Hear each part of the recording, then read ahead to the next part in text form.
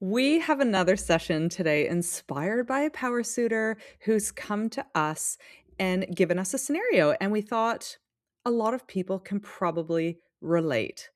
So, just to set the scene, she started a new role. She was super excited about it. She put her hand up for it before the job started. She was stoked. Out of her comfort zone, a little bit of a stretch, definitely a step up.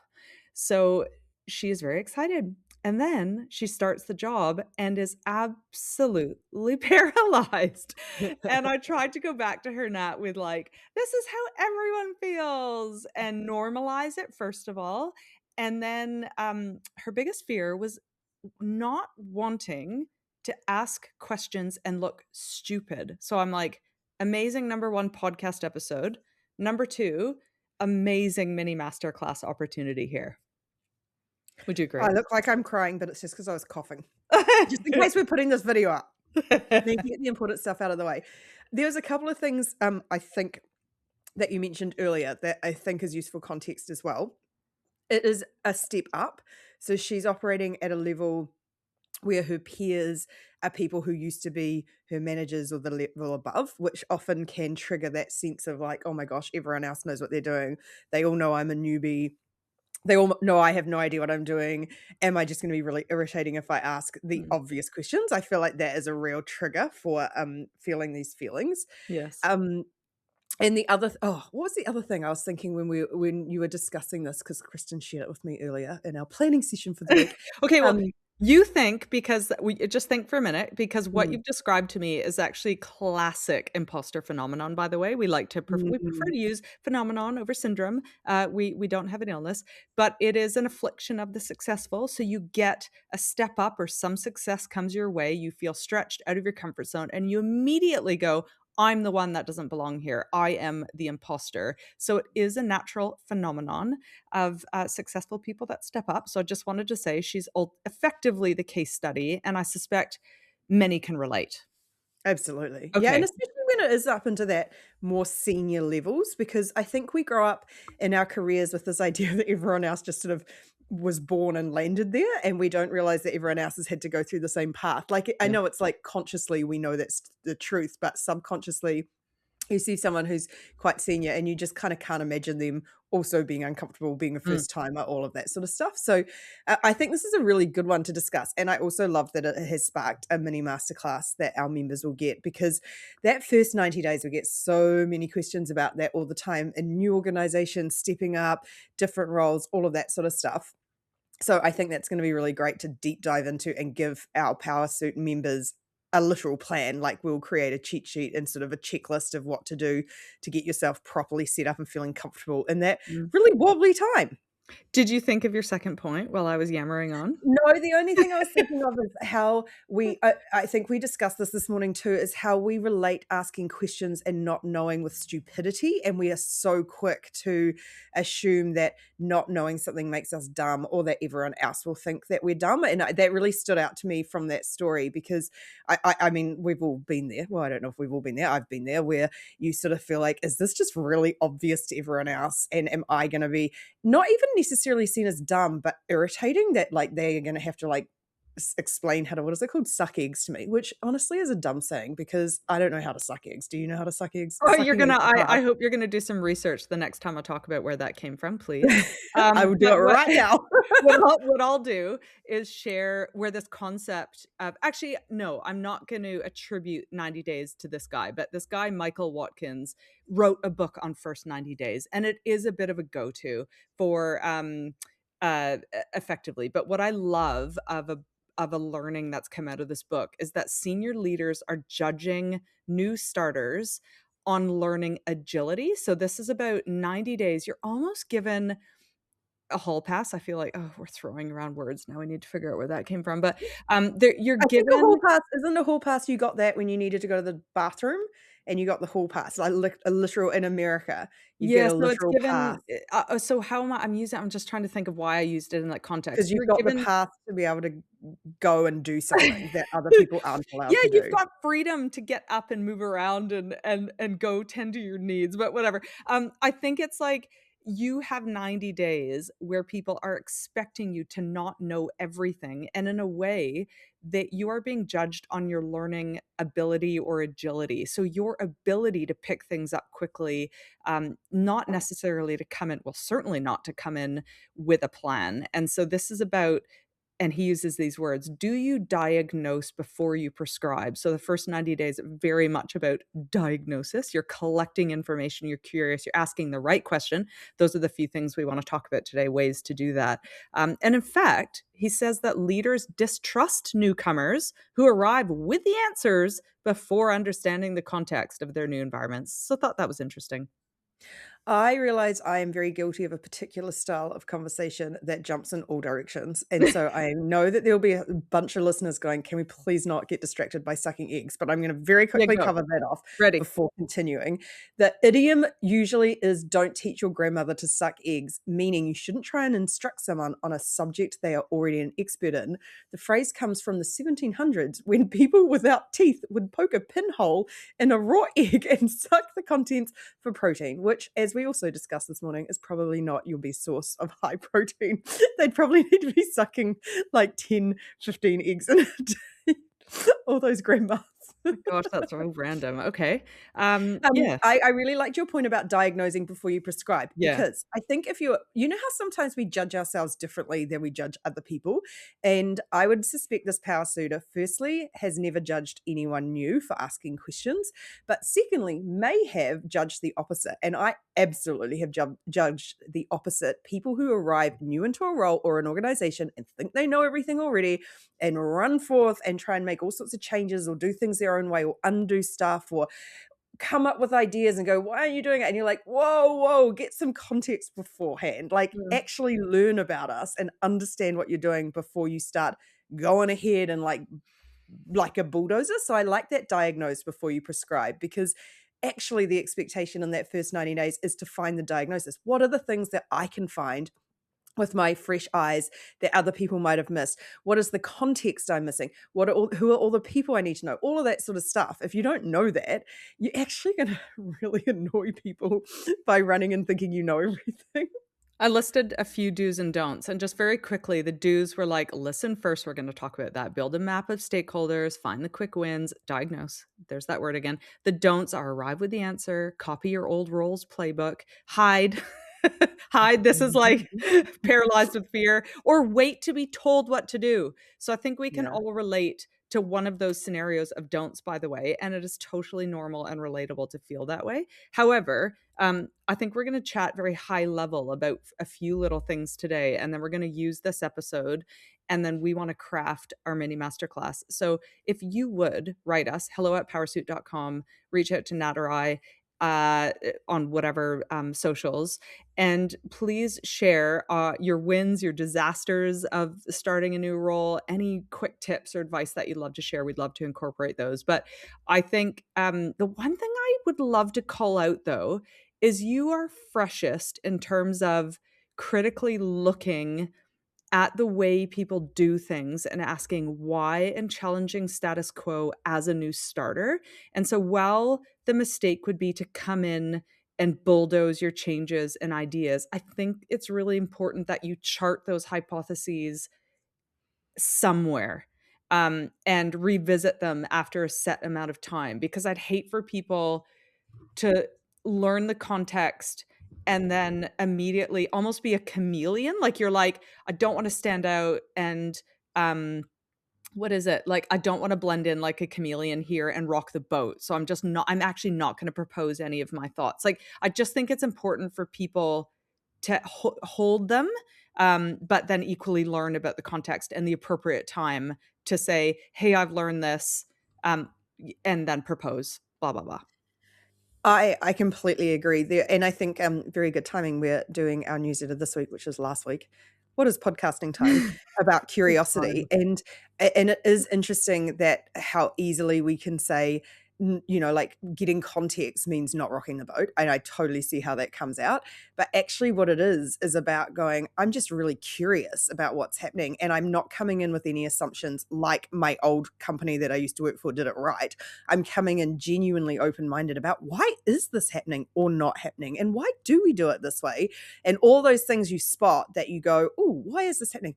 Ask and find out, or Mm. dig into whatever it is. And it's not about not doing anything eventually, or even in the shortest term. It's actually just about getting all that information and then starting to make more informed decisions. I also mentioned to you before when you first raised this, that I was speaking to another power suitor this weekend who was quite experienced in more executive environments, pretty comfortable navigating her way through there.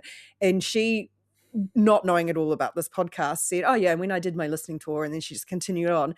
And I thought, oh, it's so interesting that that was such a different reframe, that this power suitor who came to you was talking about, like, I'm worried about asking questions and being sort of a nuisance, or being seen as not knowing what to do and breaking all the confidence that all these amazing people have in me.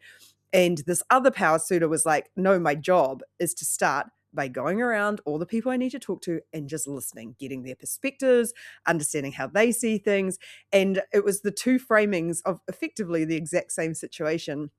And the more experienced, more executive power suitor really owned that as the job, and was really just like not nonchalant about, like, of course that's what you do as soon as you arrive at an organization. So I just thought that would be a nice way to start into sort of what some of the things we're going to talk about next. Into, you can reframe this, and I think that is always the first step with mindset, is to, instead of thinking, oh my gosh, asking questions and not knowing stuff makes me feel dumb, into actually the job is to do a listening tour and really get curious and understand what's happening that I don't know yet. And I have no reason to know because I'm brand new.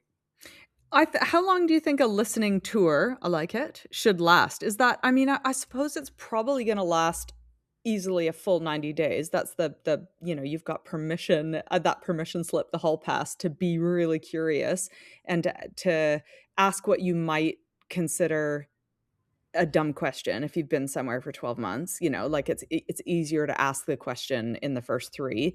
But how long do you I what I'm trying to say is I suspect the listening changes and evolves over 3 months, but would you say the listening tour is the full 3 months?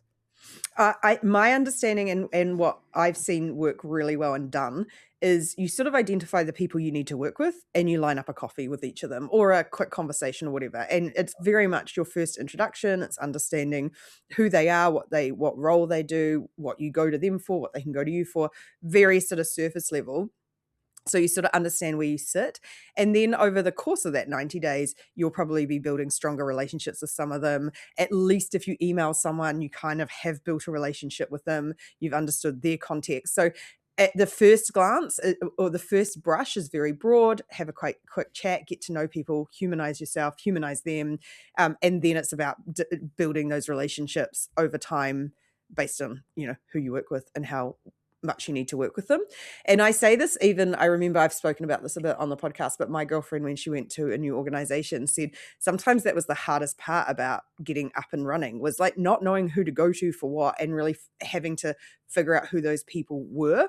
Whereas, a Mhm. couple of quick questions, which she obviously did at the start, you can find out and then start to build those relationships, and also, yeah, get that context.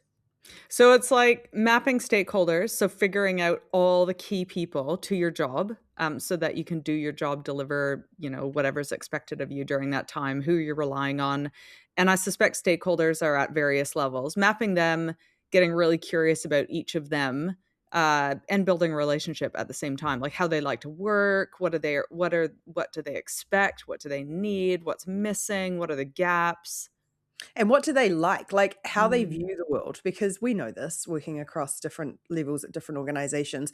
What seems very obvious to senior leadership may not be obvious when you're a couple of levels down. What feels like a good idea in one role may feel like a really dumb idea in another role. So you're just starting to get that kind of lay of the land, starting again very broadly with just building relationships and saying hi and getting to know each other. But you're also, and I think that's, writing this article about curiosity, one of the things is you're just paying attention and just picking up on little cues and mm. little comments that people make, to just build a picture of Yeah, how an organization works. And I'm saying that because often, when you've applied for a job and it's like a very glowing, beautiful job description and everything's like, rah, rah, rah, it's amazing. And then you get in and you like lift the hood and you're like, wow, this organization has all the same problems that other organizations do. This is your way to find that stuff out and kind of figure out what the dynamics are, how people make decisions, what's working, what's not, what should be brought in from where you're meant to go, where you've come from, all of that sort of stuff. But it is just starting with just talking to people.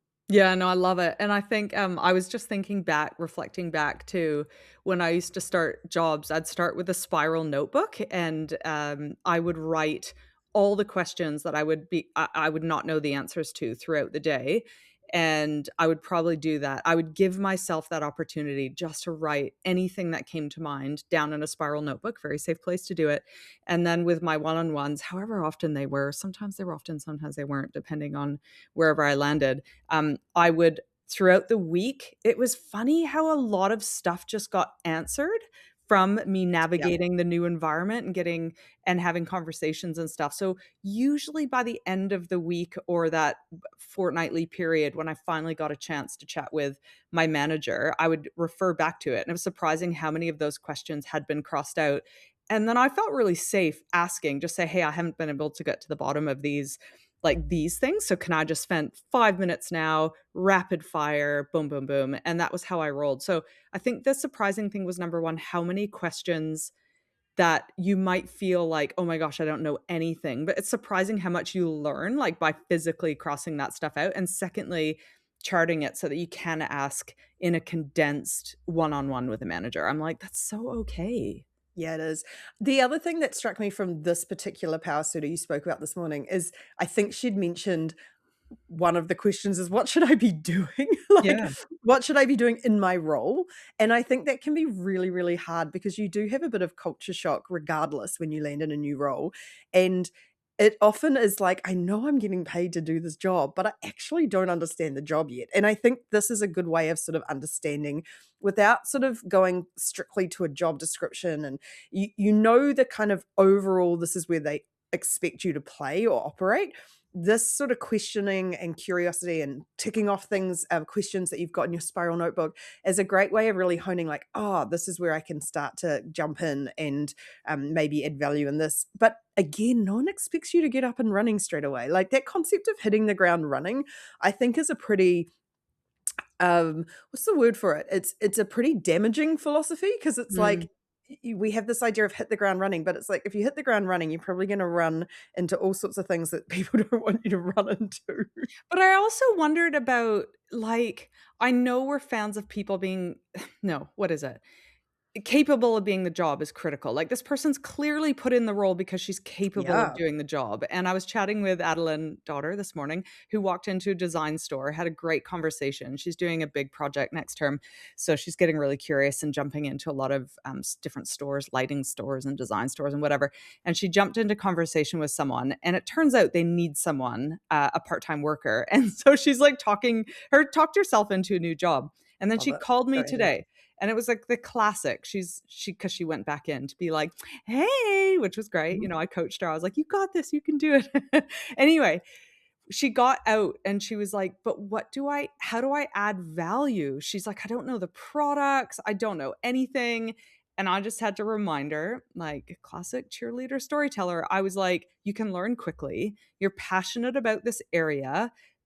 You are you can take instructions and do them very quickly, and you take initiative, like if you see boxes that need to be broken down, blah blah blah." So I'm like, that is enough for a retail job at your age paying that rate. Like, it is enough. And I feel the same way when you start a new role. You are adding value by learning. Like, it is enough. The experience that you've brought is enough. And so stop. I think we get paralyzed by like, I'm not solving the world's problems on day 1, and I just think, like, if you've hired the person that is gonna perfect that job on day 1, they're out of there in 6 Yeah. months because 'cause they're bored. I like the Adeline example because they're not paying Adeline to know all their products inside out. They're paying her to have the ability to learn those products and sell those products over Mm, time. And that's, I think, the distinction that sometimes we miss is like, no one cares that you don't know the thing that you don't know because you're not meant to know it. There's no way you could know it. yeah. But what they do want to have confidence is your ability to learn it quickly and apply it. And we've talked a lot about initiative in the last couple of weeks. Use the right appropriate level of initiative to maybe you're going to break down those boxes and get them out, but you're probably not going to restock the shelves and rearrange the shelves on day one. So Mm, it's learning and knowing the difference between why those two things might have much bigger consequences if you don't know what you're doing. yeah. So I think that's a really nice example of what we think we're being hired for and what we're really being hired for. Yeah, and it's like we overthink it. Like, it's like you don't have to be perfect we as in, like, we all have, like, we all have that panic, moment when you're like, "Am I really equipped to do this?" Imposter phenomenon, hello. Anyway, I Mm. do think, I would love to end on the idea of the right question, because I think there is a question that can erode credibility when you are kind of outsourcing thinking, and we're gonna do another mini masterclass on this about anticipating needs, and again, that diagnosing, uh, and then collecting information before prescribing, but so this concept of there are right questions to build credibility during this period, and often it's how you collect the information that shows, number 1, that you've done some chatting with other people, you've collected some information, you might have done some thinking, you might have been really observant about things, since you're able to come with a piece of information, and then you have is this how you see it, or can you fill in the blanks for me? And I just thought it might be helpful to chat about how you might ask a really great question, and then I suspect there's different ways of asking questions based on who you're talking to. When we talk about stakeholders, Mm. like, clearly there's going to be senior people, then there's going to be your manager, then there's going to be your peers. So I just thought it might be interesting to lead with some questions about, like, how do you provide context and then your hypothesis, but then invite them to fill in gaps or be curious about that. Do you have any, I don't know, tips or thoughts on Yes. that? I Mm. was just gonna say 2 principles to start, but now I Mhm. was trying to jot them down so that I don't forget them. Oh, yes, and so I thought one principle is share what you know or what you've figured out. So, like, I'm thinking even in this, like, "I don't know what they want me to do," which I've totally been there, is to if you are asking that question of, "What do you want me to do?" is more, "Hey, I've been looking around and I noticed these are the priorities, and I think this is the area from our conversations earlier that you want me to start in. But I just want to clarify because I'm brand new. Is that where you want me to be focused? It's the same question, but you've phrased it with like, I'm showing you that I've thought about it.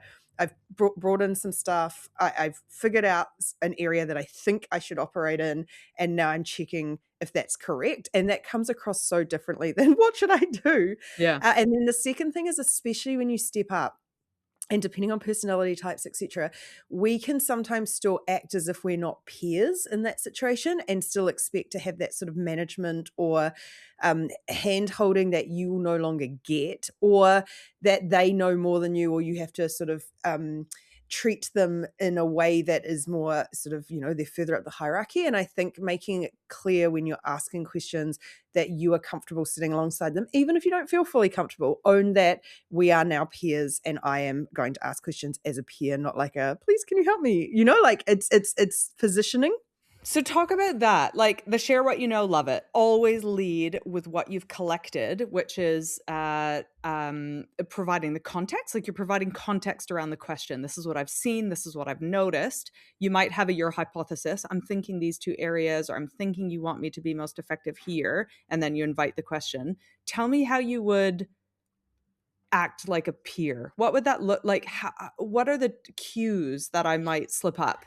So I think even with that question of what do you want me to do indicates that they should be telling you what to do, Outsourcing. Yep. And Yep. whereas actually and so I think there is, and okay, so there's that. And then there is also that sort of I don't submissive is not the right word, but that approach of like, I'm going to pay attention and action what people want, or I'm not going to raise concerns, or I loved your spiral notebook example as a, hey, this is what I've been paying attention to. I'm interested to know rather than I'm going to wait until someone tells me to pay attention to it or I'm stepping on toes by asking it because I think that mindset shift that I am a peer. I think those two power suitor stories really, to me, showcases that. One truly believes on day one she is a peer and she's operating as a peer and she's going in and owning it. And the other one, quite rightly, new to this role, step up, all of the reasons why all of us struggle with it is not feeling like she is a peer. And so she's sort of second guessing everything she does. And so to me, that's sort of more of a mindset shift of like, I don't know if you're telling yourself 3 times in front of the mirror before you go to work is like, I'm operating at their level. I'm operating at their level. They are my peers Yeah. and treat and I just think even without thinking about specific questions, you do end up Yeah, behaving I differently love and it. asking different I love things. it. I you gave some good examples at the start, and then, love that because I actually pointed her to, one of our expert interviews on confidence and what it actually is and how to build it, and even that Mm, mantra there, I'm like, "That's it, that's totally it."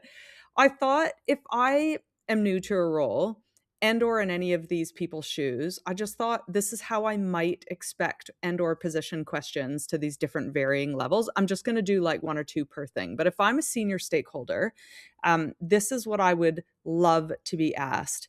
Um, Things like 6 months from now, like what would you expect mm, success looks like in this role? And I don't, it does not matter. Like if I had someone coming from a totally different department and asking me as a senior person in an organization, like this is what I've come in to do this. My primary responsibility is this. From your perspective, 6 months from now, what would success look like? Like that would be one that I think would be really interesting. Um, I'm picking this theme up across the organization. Is this something that is it as big of a deal as it appears to be? Like, is this really on fire, or what is your perspective on that? So, I would love to hear. These are themes that I'm seeing. I would love to understand if you're picking like if this is problematic for you, and what would you view success as? Like getting really. I don't think that it's not outsourcing your thinking. It's just like, no. yeah, yeah. I like that from a You're senior. asking them for stuff that you can't possibly know Yeah, without yeah, without talking to them. I yeah. love that 6 months from now, and the last question, I think you jotted this down, but in our prep, but I loved it. Is there anything that the last person in this role did really well? Anything you'd like done differently? You're really respecting and you're showing an ability and comfort level working alongside people, but also really respecting different ways of working, curiosity, all of those things that I mean, what a joy to have Mhm, someone turn up at a role and ask it doesn't mean you have to do exactly what they say. Remember, it's context building, but it is a nice way to go. I really respect you and your work.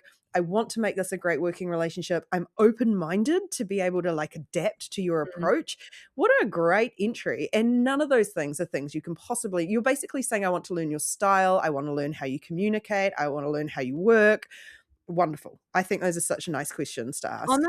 on that last one, before we move to the last 2 levels, like, I think about the chair to CEO relationship, and I've witnessed a few chair CEO relationships in my career, and it's so interesting that the thing that usually when the CEO moves on for whatever reason, like, let's not be, like, fired, but, like, the CEO may leave for many reasons, the chair will have such an explicit this is what the next person in this role has to do and or act like because of the learning that It's they've like had. So I'm like, what gold? Why would you not ask your chair? Is there anything the last thing that worked? Like what really worked? It could have been like motivated the people, brought them along the journey. So amazing.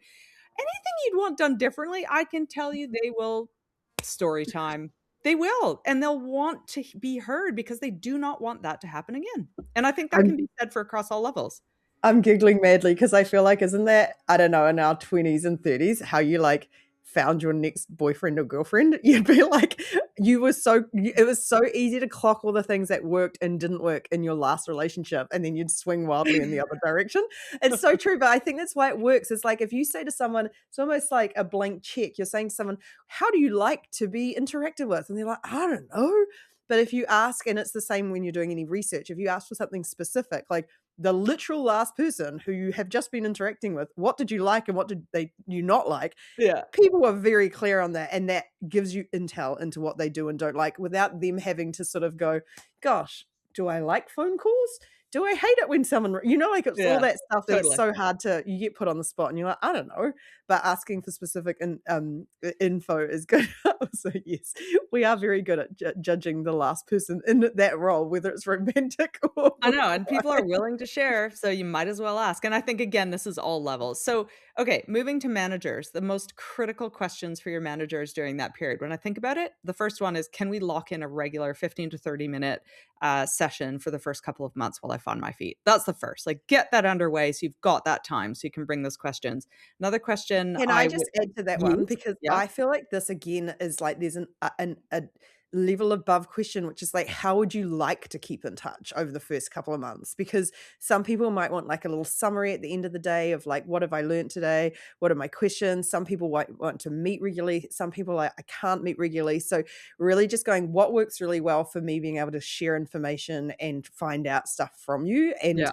that even suggest like we could do a daily digest, we could do a weekly meeting, we could do a fortnightly meeting with like a weekly update, whatever it is. I can have a traffic light system for like urgent, I'm worried, or I've run out of things to do, or whatever it is. And you'll probably find that they're like, oh wow, that's great that I have options.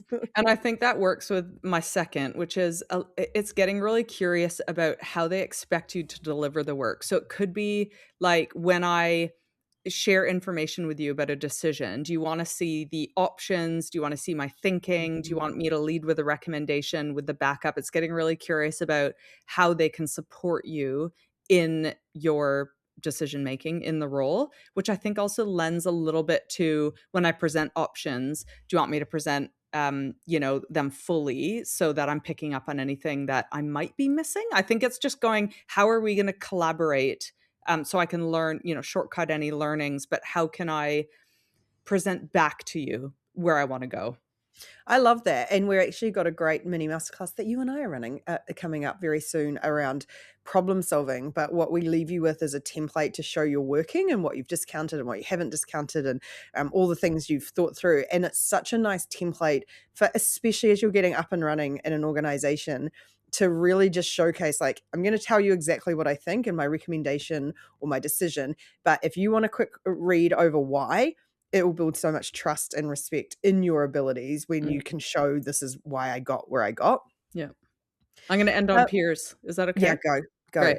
Peers, this is a huge one of me that I do. Number 1, I'm like, "Where are the landmines?" Like, I will bring people for coffee, build rapport with them, and I go, "Tell me where the landmines are." Like, I'm like, "What is like, what's currently blowing up or about to blow up? Where are they? What do I need to know?" And I would do that after building a bit of rapport.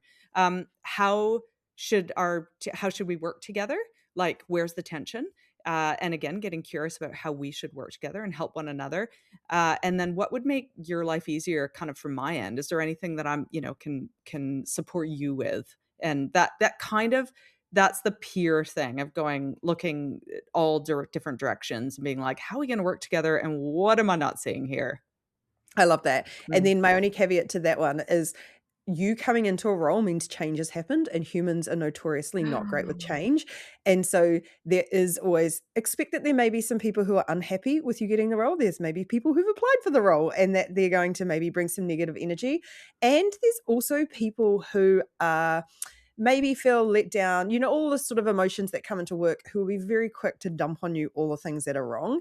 And my advice when you're getting up and running that first 90 days is be a positive influence and like really don't buy into the backstabbing and the moaning and all that sort of stuff. Like listen to it, obviously, because I think it's really good intel, but don't get caught up. You know how it's so easy to get caught up in that, like building relationships through being annoyed. And I think Yeah. that's not, yeah. So I feel like be really I always think be very careful when you're first arriving, just because change and like brings out people sometimes want to volley for position and like get you on their side. And that's not your job. Your job is to be really open minded and learn and take all the perspectives and then come up with your own.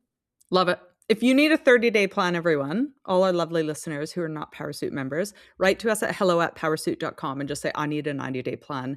We're going to hook you up with an incredible starter on Powrsuit for a month. We'll give you an amazing price for you to get up and running, and then you can access this learning, which we will roll out. Now we've promised it. We got to roll it out in the next 2 months. So yeah, come along, just shoot us an email and we'll get you all hooked up. I would just like to say before we finish, I was thinking about, bless up, Norway, who are now out of the World Cup, and my current favourite football player, what's his name? Haaland. Oh, This yeah. is a fair weather fan here. Like, did she know Norwegian football team existed 2 weeks ago? No. Has she just lost about $5 on betting on Norway taking out the entire Football World Cup and Haaland scoring the most goals? No comment. One thing that I've learned about him through my Instagram research Yeah. is he has a unique style of playing football in that he spends most of the game, in quotation marks, being lazy. He's just observing. He is watching how everyone interacts and how they play the game. And so then towards the end of the game, although in this final game, he was taken off, very controversial in my brain, knowing nothing about football. But at the last end of the game, he can see enough, he's learned enough to be able to go, I can spot that opportunity as soon as it lands. And the reason I really like his style is he backs himself that once he's done the looking around and the picking up the context, he will be able to spot the opportunity. And I feel like that's a metaphor for what we need to do in those first 90 days is back ourselves to go, even if I don't have the answers now and I don't know everything now, I'm going to back myself to watch, observe, learn, talk to people, build relationships, and that answer will become a lot clearer really quickly if I just, as we say, trust the process. So everyone, be Haaland, be a Viking. Be a Just remember, Viking. be a Viking. I love it. Actually, Messi plays that way as well. So Yeah, I yeah, mean, all great sports goats. people you can imagine, they spend a lot of time Yeah, analyzing their competitors and their, yeah. it's a smart move. We love Love it. sports Love people. it. Take care, everyone. And powrsuit.com. Don't forget to reach out and we'll get you all hooked up. And we will catch you next time. Bye bye. Bye.